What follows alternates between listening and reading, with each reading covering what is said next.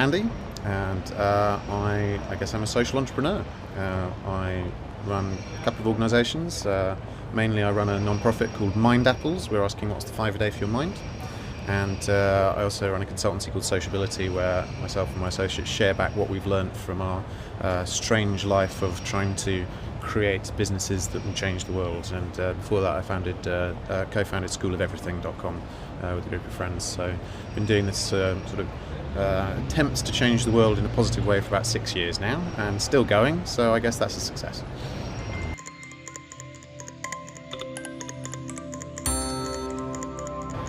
Although most of my work actually is in the internet and applying the internet to tackling social issues, and so you'd think I'd be a kind of technologist or a scientist, but I actually trained as a historian. And the reason that I've ended up doing what I do is partly because of a quote by George Bernard Shaw that my dad told me when he left university, which is, if you want an interesting life, find the thing that's growing fastest in your society and join it. And so I taught myself to build websites. But where I've ended up recently is, I think, as somebody with a kind of historical perspective on things, I'm very interested in the historical moment that we're at right now. In that I think we have a set of problems which work at a global level, the kind of the climate crisis, an ageing population, the global financial meltdown. These are problems that work at a scale that we've not really necessarily faced that much as a planet. And simultaneously we've been handed a set of tools that work at that kind of global scale in the internet. And I think the task that I and a lot of people I know are trying to figure out is, how do we harness these tools and get to grips with how to apply them to solving these problems before they overwhelm us. So I guess I've ended up doing what I'm doing because I'm interested in it, rather than because there's money in it. And what I've been trying to do is to set out with an idea of what I think I'd like to do and how I think it could be useful to others, and then try and build businesses around that. So kind of back to front way of creating a business and marketing something, but it's served me well in terms of, I think I do very interesting things with my days, which is always good.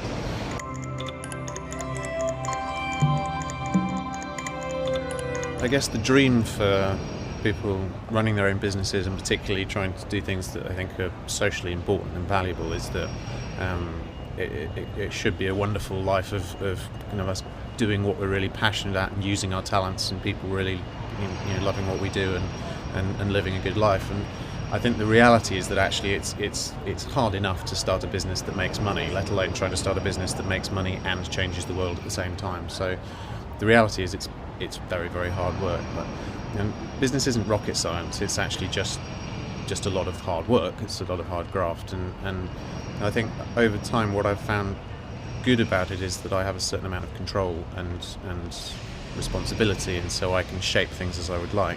The trade-off with that is that there are a lot of setbacks, and every problem is my responsibility to solve. And it's I think it can be quite dispiriting at times when things don't go your way, and when you're very convinced that something is a great idea and the other people that you're talking to don't get it yet. And particularly I think the frustration of trying to articulate the value of something that isn't quite formed in my own head yet to people who are sort of going with it because they think there might be something interesting there, but it takes a long time to get to the point where things really click into place and it starts to get easy.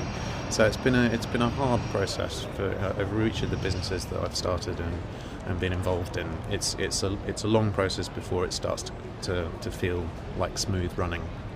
I've been involved in social enterprise for a number of years in various different guises, I guess, and I think I've never really been that interested in the definitions of it. What I'm interested in is using the tools of business and money to create something positive in the world. So I see social business really as just an act of creation of something that I wish existed in the world that hasn't been made yet, and so I will create it. And the term entrepreneur actually comes from the etymology of it is from taking from between. It's about spotting gaps and exploiting those opportunities. I think social enterprise is more creative than that. It's less about exploiting gaps and more about filling them.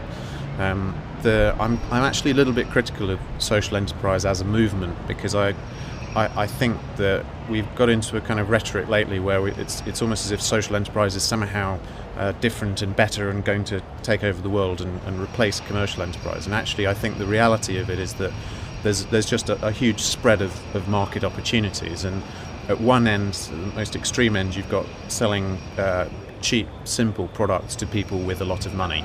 And there's a lot of money to be made in the commercial sector from doing that. It's actually, you bring your cost of operations down, you mark up your product a lot, you target a market that's got a lot of disposable income, and you can make millions.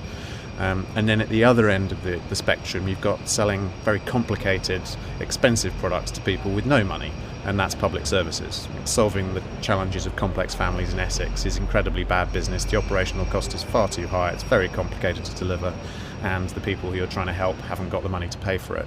And so no one in the commercial world would go near those markets. And even further along, you've got the kind of Salvation Army and John's Ambulance level of people who, the real heroes who do things just because they feel they absolutely have no choice but to do it. And then kind of in the middle, you've got things which are, where you're selling kind of complicated, slightly expensive products to people without very much money.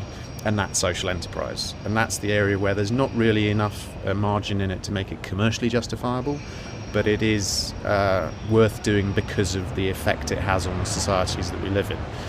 But the goal for social entrepreneurs is always that we're trying to build a market for what we do, we're trying to bring our costs down, we're trying to get the value of our product up, and we're trying to make a case for why the thing that we're making is important. And often the result of that is that we end up building a market that suddenly enters that commercial space, and then the people who step in will be the people who've got lots of capital assets who then exploit that commercially. And we don't necessarily get the benefits of the markets that we make. We often are put out of business by people in the commercial world because we've established a market. So I almost don't think of social enterprise as a sector. I think of it actually much more as a campaigning tool, because as a campaigning tool it's the most effective I've ever seen. If we can prove that there's a market for doing the right thing, it will happen at a massive scale. We just shouldn't necessarily think that we're going to be the people who benefit financially from doing that.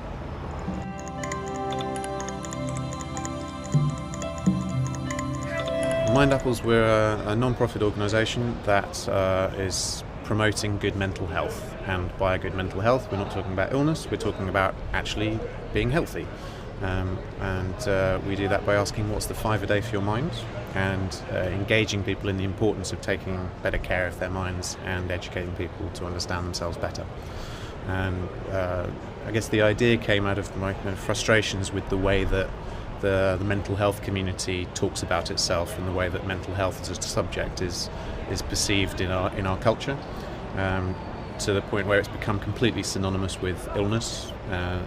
Such as a friend of mine said to me last year, he said, "I'd love to help you out with Mind Apples, Andy, because I had mental health last year." And you can go, what?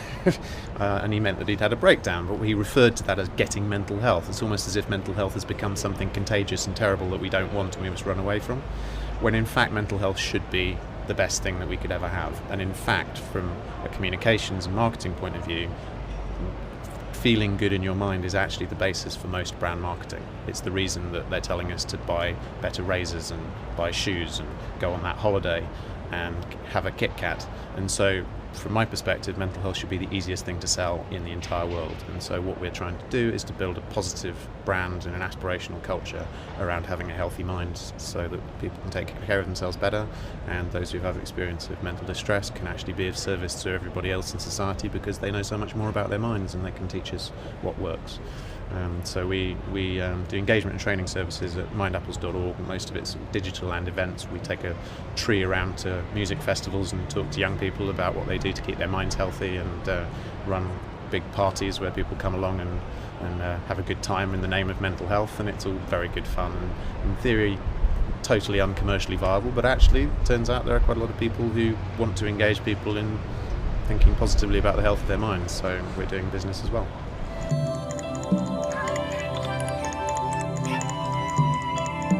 I'd say that the reality of working in this sector is a mixture of positives that you can't get anywhere else, and negatives that almost make it, worth giving up.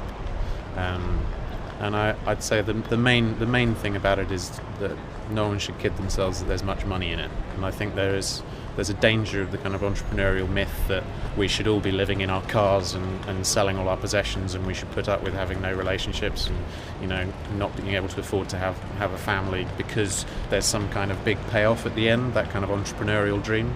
I don't see it like that at all. I see this as kind of almost like a creative life, like an artistic life, that there isn't a big payoff where we go and live in an island. Actually, it's much more about can we carve out a living for ourselves doing what we're passionate about? And at times we can't, and at times we can. I'd say that a couple of years ago there was a lot of enthusiasm and support and financial support particularly available for this kind of work, where we had money around to experiment, to play, to learn about new things. And in the last year particularly, it's not been like that. It's actually the only way that you make money at the moment is by having a really clear way to add value to someone else's work. And so it's forced us all, I think, to sharpen up a lot in getting clearer on what our value is that we're bringing. And it's less about just doing whatever we feel like because we think it would be a good idea and we'd like it to exist, and it's much more about saying what do people actually need and can they afford it and who can afford it and why will they buy mine rather than someone else's. So I think the reality is a commercial reality, but the benefits of living a more commercially challenging life are that yes, you get to be your own boss, but also actually you meet a lot of people who are very passionate about similar things to you, and there's a real sense of community and of common spirit, and there's a really genuine feeling that every day I get up I do something useful that I enjoy and I use my skills to contribute positively to the world that I live in, and that sense of doing something I'm good at and being of use to people keeps me going even when it's difficult to figure out how we're going to actually get the money to pay the staff and pay the mortgage. And so I guess it's about putting passion before profit.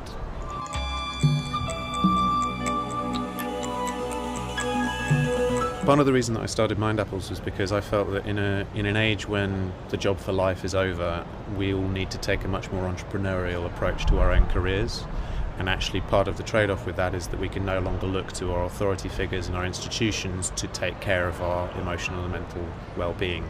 We need to take much more responsibility ourselves for keeping our own balance, for finding the things that work for us, shaping the life that we need. And so for me, the journey with Mind Apples has been of discovering things that work for me, that keep me buoyant, managing my mind better. And it's not, panacea. It doesn't work all the time. There are times when I get rejected from that big funding bid, and I, go off and sulk and drink too much wine. But generally speaking, I think simple little day-to-day things, like I always make a point of walking to meetings as much as I possibly can, so I've got a bit of headspace between them. I try and avoid negative people. It's a good rule for entrepreneurship, is never work with negative people, because you have to keep positive. Realism and criticism are good, but negativity, no.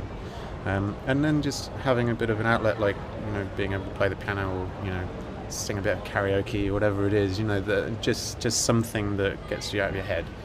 And I think also it's part of the reason for doing this work is that being able to do something I'm good at every day actually keeps me going. And so it's a sort of self-regulating thing. The closer I get to feeling that I'm doing the thing that I'm really good at, that I'm really passionate about, the easier I find it to be resilient in the face of setbacks.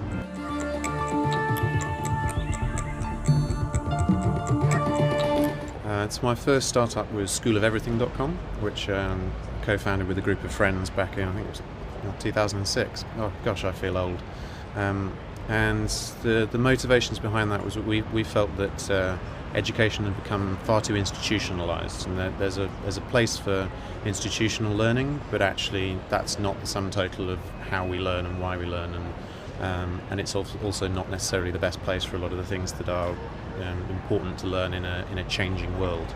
And I think the best analogy I can give is it started to feel, to me anyway, that we've created a world in education which is a little bit like if you consider teaching and learning to be as natural a part of human existence as laughter, we've got a system where we've got a lot of state-sponsored stand-up comedians and no one's allowed to tell any jokes. And the reality is that we all teach and we all learn every day, and it's a perfectly natural form of human interaction, and we wanted to break education out of the institutions and make it something rooted in community and society. And so we built a website which allows everybody to say what they can teach, because everybody has something to teach, and also to say what we want to learn, because everybody has something to learn. And we connect people up so that they can find teachers near them and they can find people to learn with, and hopefully get a richer and more personalised learning experience than they would be able to get from going to hot courses or the local poly. Or you can't say polys anymore, can you? A local university. And so it's a supplement, I guess, to institutional learning by saying, actually, don't just think about what you can get from the formal channels or from e-learning or Wikipedia, but actually there might be somebody who lives in your building who's an expert in the thing that you're really interested in, and you can meet them for a coffee. I think School of Everything is an example of something that I've tried to build into all my work, and a lot of my friends and collaborators have the same principle, which is that it's about using technology to enrich our face-to-face experience of life rather than trying to replace it. So I'm much more interested in building tools and businesses that help us to understand ourselves and the world around us better so that we can get more out of it, rather than addictive cycles to get people to stare at screens a lot more. We got known at School of Everything as the web startup that hates the internet, because we wanted people to switch off their web browser and go off and do something less boring instead. And so I think it's about trying to use the internet as an information tool to help us find out what wonderful assets there are around us so that we can go and enjoy them.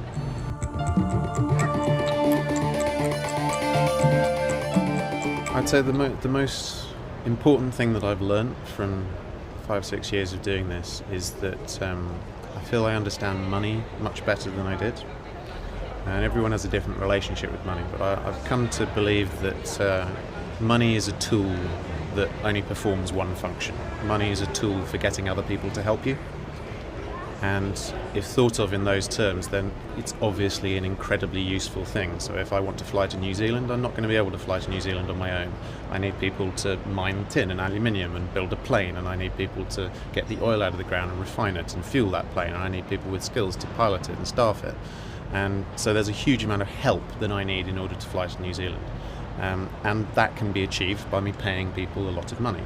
But it can also be achieved by knowing someone who's a pilot who can get me a freebie, or by being invited to give a talk at a conference in New Zealand and getting flown out there. And actually there are many ways of getting people to help me to do that thing. And now I think of money rather than as a sort of end in itself, or as the most important thing that I need to acquire, as actually being one of many tools that I can use to get people to help me. And the thing that I've realised is that although business is typically seen as the pursuit of money, actually most entrepreneurs will tell you that entrepreneurship runs on favours. It's actually much more about having a network of people who are prepared to help you out, and actually really business is about relationships, of which money is a component. And I think about the kind of the old forms of commerce. As a historian, I'm always interested in what old things have we lost, rather than how do we create lots more shiny new things. And I think that the internet is bringing back an old form of social business, which is, if you think about how a marketplace or a Roman forum, or you see it now in the Jumar in Marrakesh, think about how those operate. It's actually a social place where people exchange not just economic transactions, but social and relational transactions as well. And a merchant's word would be their bond, and their credit would be good because they're trustworthy. And I think the internet makes it harder and harder for us to do what we've been able to do in the last few decades, which is to walk away from transactions even though we've left people feeling dissatisfied and not care. I think we used to be able to use money to isolate ourselves from other people around us because we could pay for all the help we need. But I think what's happening with this new type of technology is that we're getting closer together again, and we can't walk away. And the analogy I always say is, what are the implications of running a sweatshop if everyone in the sweatshop is on Twitter talking to your customers? And that gets very interesting indeed. And so I think that for me is the biggest piece of advice I can give, is don't get hung up on money. Think about community and how many people want to help you, and pay for the same things that you need people to do for you as much as you can. Pay for people's time, but recognise that it starts with sharing and relationship, and the relationship is far more important than anything. And to labour the point a little bit further, I would say that actually one of the interesting things I've learned about capitalism is that capitalism is a game that is predicated upon selfish competition, but which is actually won by creating gift economies in which people share skills and assets freely.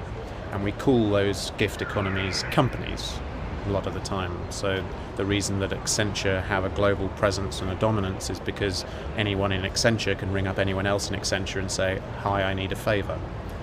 And so that is actually the lesson from the capitalist system, is that it's about community. That's how you outcompete. everyone else is by having a bigger and more generous community.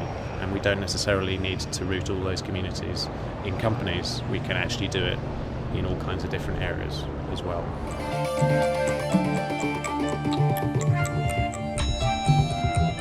I don't believe that you can change people. What I believe in terms of behaviour change is actually what you can do is support people to do the things that they wanted to do already, that perhaps they didn't have an opportunity to do. So the reason that I work in the fields that I do, I work primarily in education, democracy and mental health, because I believe that if we're informed about our world and we have control over our own faculties and we have an agency and an ability to influence the world around us, then we probably won't destroy our own habitat and create massive inequalities. We will probably create quite a balanced world that we want to live in. And so I see the opportunity really as being, if we are noticing that people are already forming relationships, sharing, creating mutual bonds, then how do we provide a safe space for people to do more of that? Think about the term community actually means commonwealth, communis. So it is actually about a sense of shared mutual interest. And that exists all over the place in all kinds of different contexts. What we need to do is to make that an easier model to work. And so I describe myself at Mind Apples as head gardener, partly because it's a funny, stupid title, but also because I really believe that my role is to be a gardener. It's, you don't make flowers grow faster by shouting at them, and you don't build them out of machinery. You simply create the conditions for things to flourish, and then you see what happens. And that, for me, feels like the way that you get kind of massive change at scale is by creating the conditions for something really positive and wonderful to happen, and then watching what comes next.